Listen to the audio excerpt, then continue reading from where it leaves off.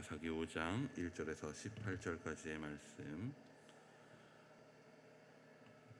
우리 지금 이 시간 함께 합독하시도록 하겠습니다. 이날에 드보라와 아비노함의 아들 바락이 노래하여 이르되 이스라엘의 영솔자들이 영솔하였고 백성이 즐거이 헌신하였으니 여호와를 찬송하라. 너희 왕들아 들으라. 통치자들아 귀를 기울이라. 나 곧 내가 여호와를 노래할 것이요 이스라엘의 하나님 여호와를 찬송하리로다. 여호와여, 주께서 세일에서부터 나오시고 에돔들에서부터 진행하실 때에 땅이 진동하고 하늘이 물을 내리고 구름도 물을 내렸나이다. 산들이 여호와 앞에서 진동하니 저 신의 산도 이스라엘의 하나님 여호와 앞에서 진동하였도다. 아나세 아들 삼갈의 날에 또는 아야엘의 날에는 대로가 비었고 길의 행인들은 오솔길로 다녔도다. 이스라엘에는 마을 사람들이 그쳤으니 여호와 드라보가 어머니가 되기까지 그쳤도다. 우리가 새 신들을 택하였으므로 그때 전쟁이 성문에 이르렀으나 이스라엘의 4만 명 중에 방패와 창이 보였던가. 내 마음이 이스라엘의 방백을 사모함은 그들이 백성 중에서 즐거이 헌신하였음이니 여호와를 찬송하라. 흰 나귀들 탄 자들, 양탄자에 앉은 자들, 길에 행하는 자들아 전파할지어다. 활 쏜 자들의 소리로부터 멀리 떨어진 물 깃는 곳에서도 여호와의 공의로우신 일을 전하라. 이스라엘에서 마을 사람들을 위한 의로우신 일을 노래하라. 그때 여호와의 백성이 성문에 내려갔도다. 깰지어다 깰지어다 드보라여, 깰지어다 깰지어다. 너는 노래할지어다. 일어날지어다. 바락이여, 아비노함의 아들이여, 내가 사로잡은 자를 끌고 갈지어다. 그때 남은 기인과 백성이 내려왔고 여호와께서 나를 위하여 용사를 치시려고 내려오셨도다. 에브라임에게서 나온 자들은 아말렉의 뿌리 박은 자들이요 베냐민은 백성들 중에서 너를 따르는 자들이요 마길에게서는 명령하는 자들이 내려왔고 스불론에게서는 대장군의 지팡이를 잡은 자들이 내려왔도다. 이사갈의 병박들이 드보라와 함께하니 이사갈과 같이 바락도 그의 뒤를 따라 골짜기로 달려내려가니 르우벤 시냇가에서 큰 결심이 있었도다. 내가 양의 우리 가운데에 앉아서 목자의 피리 부는 소리를 들으면 어찌됨이냐. 르우벤 시냇가에서 큰 결심이 있었다. 길앗은 요단강 저쪽에 거주하며 다는 배에 머무름이 어찌됨이냐. 아셀은 해변에 앉으며 자기 항만에 거주하도다.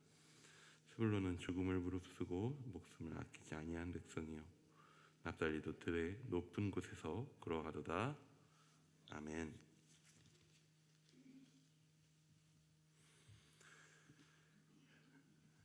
사람의 제일 목적을 우리는 많이 들어와서 잘 알고 있습니다. 사람은 하나님을 영화롭게 하고 영원히 그를 즐거워하는 것, 그것이 사람의 제일 목적입니다. 이 목적이 크리스천의 제일 목적이라 하지 않습니다. 사람의 제일 목적이라 하는 것은 피조된 모든 사람이라면 마땅히 그 호흡과 생명을 가지고 이루어가야 하는 것임을 분명히 하는 것입니다. 우리는 이 목적을 많이 듣고 많이 이야기하여서 잘 알고 있습니다. 하지만 이 목적을 우리의 삶 가운데서 어떻게 이루어 나가야 할 것인가 하는 것에 대해서는 매우 모호합니다. 어떻게 해야 하나님께 영광 돌릴 수 있을까요? 이렇게 방법이 애매모호한 경우 우리는 쉽게 자주 우리의 생각과 판단에 익숙한 대로 해석하고 행동하는 경우들이 생기게 됩니다. 가장 많이 쉽게 생각하는 것은 뭔가 대단한 업적을 남기는 것입니다. 큰 대회에 가서 상을 타거나 남들이 이루지 못하는 놀라운 일들을 성취하거나 좋은 대학에, 좋은 직장에 취직하거나 큰 이익을 얻거나 하는 등등의 어떠한 놀라운 일들을 이루어내는 것을 쉽게 생각합니다. 물론 그런 생각들이 틀린 것만은 아닙니다. 하지만 남들이 하지 못하는 대단한 일을 함으로써만 하나님께 영광 돌릴 수 있다고 한다면 대다수의 사람은 하나님 앞에 영광 돌리지 못하겠죠. 대단한 일을 하는 소수만이 영광을 돌리기는 사람이 될 것이기 때문입니다. 하나님은 사람이라는 존재를 하나님을 영화롭게 하는 존재로 창조하셨습니다. 높은 기준들을 정해놓고 그 기준을 뛰어넘는 몇몇 사람들만 하나님 앞에 합당한 존재로 여기시는 그런 분은 아닙니다. 모든 이들이 하나님을 영화롭게 할 수 있습니다. 그렇다면 우리가 하나님께 영광 돌릴 수 있는 가장 보편적인 방법은 무엇이 있을까요? 그 사람의 제일 목적을 말하는 소요리 문답 제1문의 근거가 되는 말씀이 이사야 43장 21절의 말씀입니다. 이렇게 말씀합니다. 이들은 나를 위하여 지은 백성이다. 그들이 나를 찬양할 것이다. 사람의 창조 목적 자체가 찬양하기 위함이라는 것입니다. 사람이 하나님을 영화롭게 하는 가장 기본적인 행동은 무엇이냐면 찬양하는 것입니다. 여기서 말하는 찬양이라는 말은 단순히 거룩해 보이는 시에 가락을 맞추어 부르는 것만을 의미하지는 않습니다. 우리가 찬양이라 호칭하며 예배의 시간에 부르는 노래들은 우리가 하나님 앞에 드려야 할 수 있는 수많은 찬양의 방법들 중 한 가지의 모습입니다. 찬양은 근본적으로는 하나님이 행하신 일을 고백하는 것입니다. 우리의 삶 가운데 있는 그 모든 일들이 하나님이 행하셨음을 인정하며 자랑하는 행동 그 자체입니다. 우리는 지난 추수감사절에 이르기까지 116 감사운동을 통해서 매일매일 감사의 고백들을 나누었습니다. 바로 그 일들 하나하나가 하나님 앞에 찬양한 것입니다. 오늘 우리가 함께 읽은 본문은 드보라와 바락의 노래가 나옵니다. 이 노래는 말 그대로 찬양입니다. 거기에 어떤 가락이 입혀져 있었는지 우리는 알 수 없습니다. 그리고 한글 성경으로 그냥 읽었을 때 이 시에 어떤 은율이 구성되어 있는지도 잘 보이진 않습니다. 하지만 우리는 이 글이 찬양임을 분명하게 알 수 있습니다. 전쟁이라고 하는 것은 사람의 목숨을 걸고 하는 일이죠. 드보라와 바락은 그 목숨을 건 싸움을 이제 마쳤습니다. 그 싸움이 자신들에게 유리한 상황에서 펼쳐진 것도 아니었죠. 적은 900의 철병거를 가지고 있었고 당장 우리에게는 변변한 무기도 있지 않았습니다. 단순한 시각으로만 그냥 바라보면 그냥 이길 수 없는 그런 전쟁이었습니다. 그런 전쟁에 나갔다는 것은 정말 그들이 자신의 목숨을 내걸고 나가야 하는 상황이었던 것입니다. 그냥 못해도 본전인 그런 싸움이 아니었던 것이죠. 사람이 자기 인생을 그 정도 걸어보는 일이라고 하면 그 일을 통해서 성취한 무언가를 당연히 그 전리품을 얻고 싶을 것입니다. 얼마 전에 어떤 학생 하나가 자기 이번 모의고사에 목숨을 걸어야 된다라고 이야기를 하더라고요. 그 말을 듣고 왜 하나님이 주신 귀한 생명을 거기에다 목숨을 걸고 그러냐라고 말하고 싶었지만 그 친구의 나름 간절한 마음을 알기에 그렇게 이야기하지는 않았습니다. 하지만 그렇게 목숨까지 걸면서 모의고사를 치르는 이유는 무엇입니까? 목숨까지 걸면서 자기 삶에 있어서 어떤 것을 얻기 위해서 애쓰는 이유는 무엇입니까? 성적을 얻기 위함이고 인생에 필요한 무언가를 얻기 위함이고 대학을 얻기 위함이고 자신의 미래를 얻기 위함입니다. 사람은 그렇습니다. 자신이 수고한 대가를 수고한 만큼 또는 그 이상을 얻기를 원합니다. 드보라와 바락은 목숨을 걸고 수고하였습니다. 그들은 승리를 성취했습니다. 하지만 그들은 그 승리의 영광을 누리기보다는 자신이 얻을 무언가를 찾기보다는 지금 어떤 일들을 하고 있습니까? 바로 찬양을 하고 있습니다. 심지어는 자기들의 찬양으로만 끝날 일이 아니라 이 일들을 보고 세상의 왕들과 통치자들까지 듣고 이스라엘 하나님 여호와를 찬양해야 한다고 선포하고 있습니다.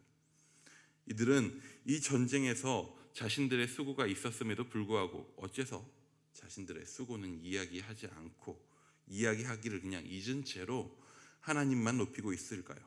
이들은 어떻게 하나님을 높이면서 자신들은 겸손함의 자리에 머무를 수 있었을까요?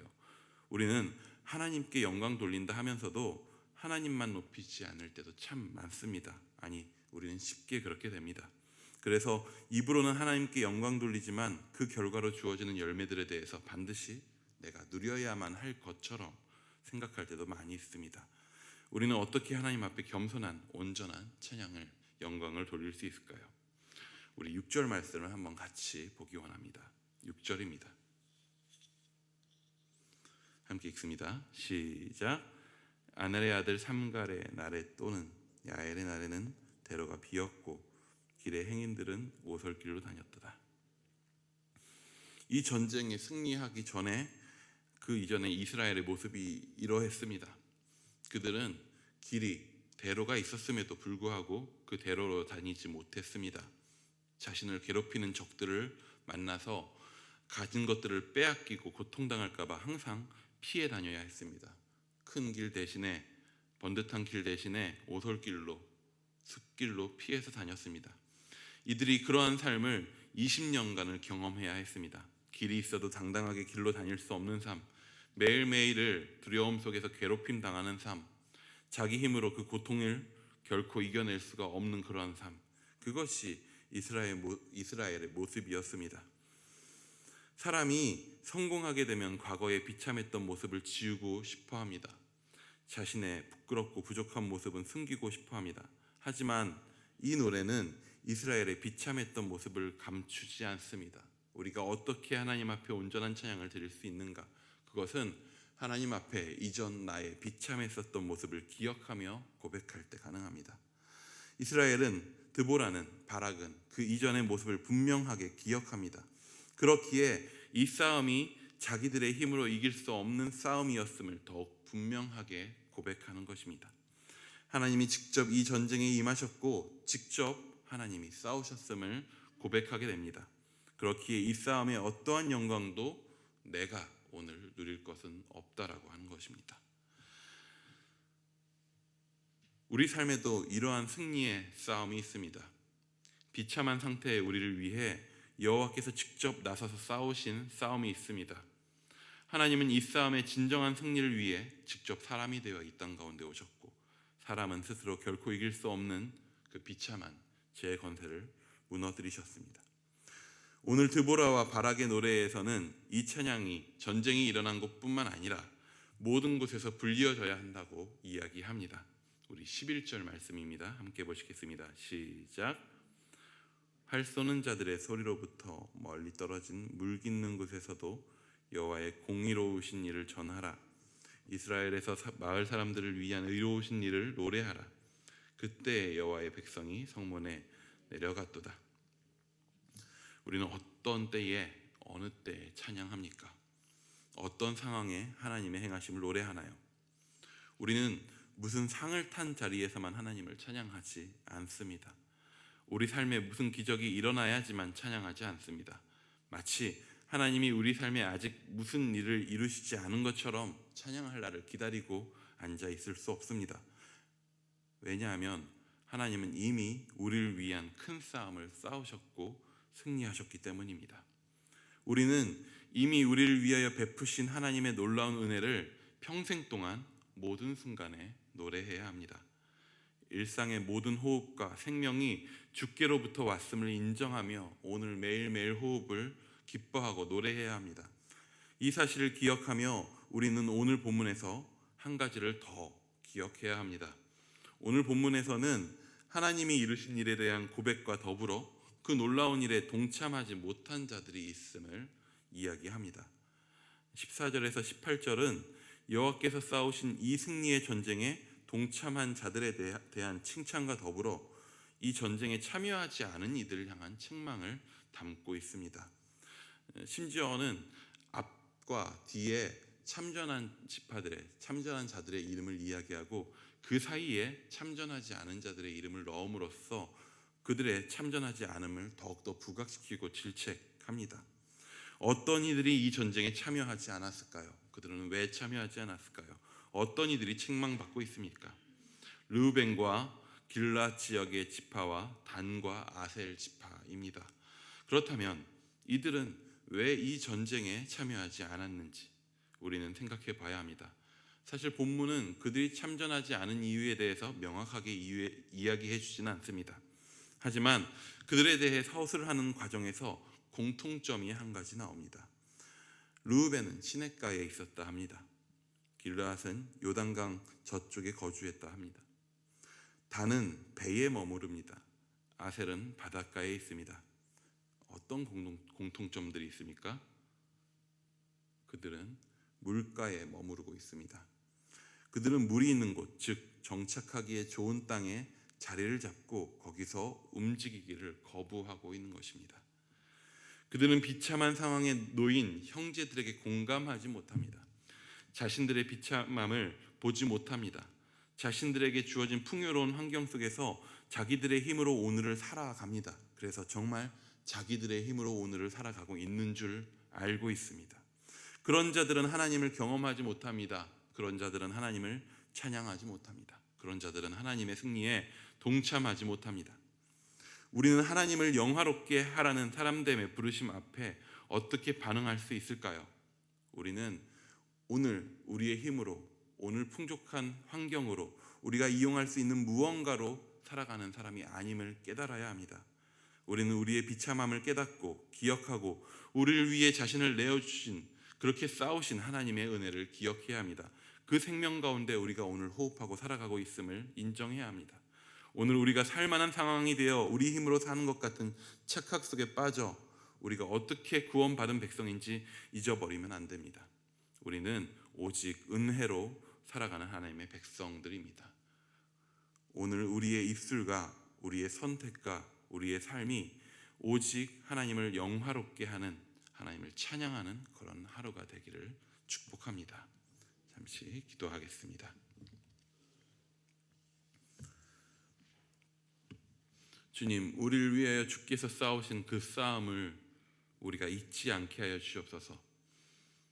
오늘 우리가 예배함도, 오늘 우리가 우리의 입술로 노래하고 찬양함도, 오늘 우리의 모든 생명의 순간도 주께서 주신 호흡이고 생명이고 주께서 주신 그리스도의 희생으로 말미암아 우리에게 부여하신 새로운 생명임을 주님 고백합니다. 주님, 오늘 우리가 우리의 힘으로 살고 있지 않음을 고백합니다. 주여, 비참한 우리의 일상 가운데, 우리의 삶 가운데 주님 오셔서 참으로 주 앞에 무언가 드릴 수 있을 만한 그런 삶이 되도록 하심에 감사합니다. 주님, 그러한 삶을 매일매일 감사하며 매일매일 찬양하며 주께만 영광 돌리며 주께만 올려드리도록 주여 우리의 삶을 붙잡고 인도하여 주시옵소서. 주님, 함께하여 주실 줄 믿사오며 예수님의 이름으로 기도드립니다.